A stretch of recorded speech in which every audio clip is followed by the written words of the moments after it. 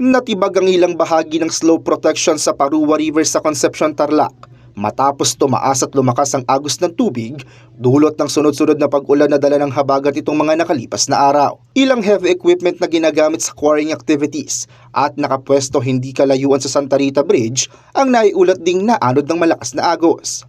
Sinubukan naman ng CLTV 36 News na kunan ng panig ang DPWH Tarlac 2nd District Engineering Office kaugnay ng lawak ng pinsalang iniwan ng habagat sa mga flood control structure sa kahabaan ng Parua River.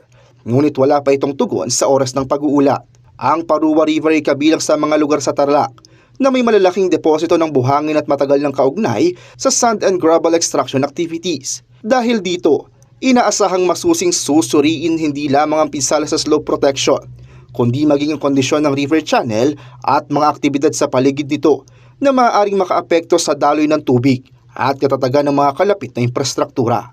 Kasama si Paulo G. Santos, Raymond Tasoy, CLTV 36 News.